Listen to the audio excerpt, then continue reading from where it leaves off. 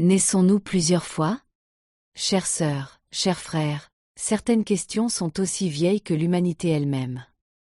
L'une d'elles est: la vie est-elle unique ou revenons-nous? De nombreuses religions à travers le monde, de l'Inde à l'Égypte, de la Grèce aux premiers chrétiens, connaissaient la doctrine de la réincarnation de l'âme, qui se développe dans différents corps jusqu'à ce qu'elle soit purifiée et libérée. Mais un événement s'est produit dans l'histoire de l'Église. Le docteur Leslie D. Wederhed, théologien anglican, nous rappelle: dans l'Église chrétienne primitive, on enseignait la renaissance de l'âme humaine dans un nouveau corps physique.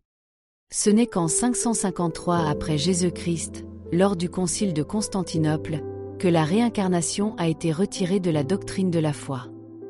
Qu'est-ce que cela signifie pour nous aujourd'hui, dans un monde qui a si souvent perdu le lien entre le corps, l'âme et l'esprit? Traces et allusions bibliques. Les évangiles contiennent également des indices qui suggèrent une connaissance de la réincarnation. Dans Jean 9,1-2, nous lisons: Jésus vit un aveugle de naissance. Ses disciples lui demandèrent: Maître, qui a péché, cet homme ou ses parents? Comment un être humain aurait-il pu pécher avant sa naissance, si ce n'est dans une vie antérieure? Ou encore dans Matthieu 16,13. Qui dit-on que le Fils de l'homme est? Certains disent Jean-Baptiste, d'autres Élie, d'autres Jérémie ou l'un des prophètes. Et Jésus lui-même explique dans Matthieu 17,12-13, Élie est déjà venu, et ils ne l'ont pas reconnu. Il fait ici référence à Jean-Baptiste. Ne s'agit-il pas là d'une allusion claire à la réincarnation? Dans l'épître de Jacques 3,6, nous lisons également que la roue de la naissance peut être mise en mouvement par nos actions. Une image karmique profonde: ce que nous semons nous revient. Dans cette vie ou dans une vie future.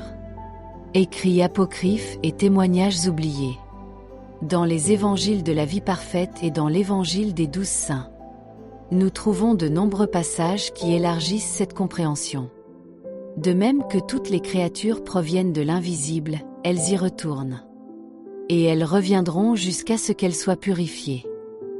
Ou encore: bénis soient ceux qui traversent de nombreuses expériences, car ils seront parfaits par la souffrance.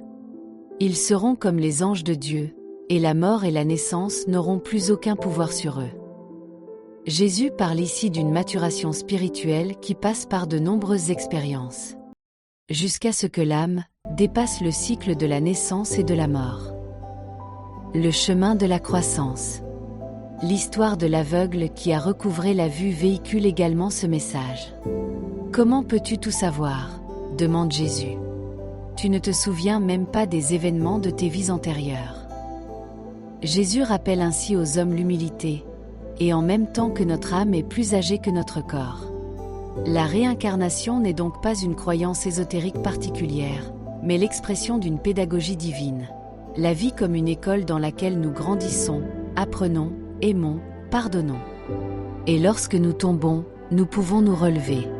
Lorsque nous échouons, nous pouvons recommencer. C'est la grâce en mouvement. L'appel à la responsabilité. Au chapitre 65,8 de l'Évangile des 12 saints, il est dit: Ne remettez pas cela d'un jour à l'autre, d'un cycle à l'autre, en croyant que vous y parviendrez plus tard.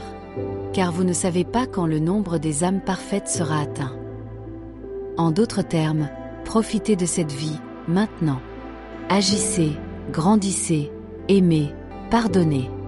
Car chaque heure que nous transformons en lumière ne nous sauve pas seulement nous-mêmes, mais l'ensemble. L'existence éternelle de l'âme. L'évangile originel de Matthieu s'exprime avec une grande clarté. L'âme n'est pas d'origine terrestre, mais d'existence éternelle. Elle ne connaît pas la mort. Le corps se décompose, mais l'esprit, l'âme et la vie persistent. Ce qui est l'âme, l'esprit et la vie de chacun est identique à mon être éternel. Vivant depuis le commencement par la force vitale de Dieu. Et ne peut jamais succomber à une mort destructrice. C'est là la bonne nouvelle de la réincarnation. Nous sommes des êtres éternels dans un corps périssable. Nous parcourons la terre pour apprendre, jusqu'à ce que nous ayons tellement reconnu la lumière en nous, que nous devenons nous-mêmes lumière. Et alors, quelque chose de merveilleux se produit. Voici un autre exemple qui montre que les écrits apocryphes sont un trésor précieux pour mieux comprendre le message extrêmement précieux de la Bible. Demandez, et vous recevrez, dit Luc 11,9. Beaucoup d'entre nous ont essayé. Nous avons prié, espéré, supplié, et pourtant, rien ne semblait se passer. Nous nous demandons, les promesses de la Bible ne fonctionnent-elles pas? N'était-ce qu'une belle phrase, une consolation, rien de plus? Mais la vérité est plus profonde. Une phrase décisive a été omise au fil du temps. Dans l'Évangile de la vie parfaite, il est dit en entier. Car si vous comprenez, ressentez et accomplissez les commandements, alors tout ce que vous désirez, de votre Père céleste et de votre Mère sur terre, vous sera donné. Il apparaît clairement ici que ce n'est que lorsque le cœur, l'esprit et les actes sont en harmonie, lorsque nous vivons les commandements de Dieu et ne nous contentons pas de les connaître, que le flux des bénédictions s'ouvre. La prière n'est pas une commande magique, mais un cheminement intérieur, du désir à la compréhension, de la compréhension à l'action, de l'action à l'unité avec l'ordre divin. C'est alors seulement que nous recevons, parce que nous sommes devenus nous-mêmes un réceptacle, capable de recevoir. Une dernière réflexion. Lorsque nous comprenons que chaque action, chaque mot, chaque pensée fait partie d'un cycle plus large, la responsabilité devient alors une joie. Et chaque rencontre une occasion de semer l'amour. Je récolte ce que je sème. Ce que je dis ou fais me revient tôt ou tard, dans cette vie ou dans une autre. Ainsi, l'enseignement de la réincarnation ne nous conduit pas à la peur, mais à la liberté et à la conscience. Nous sommes des co-créateurs sur le chemin vers l'origine divine. Merci.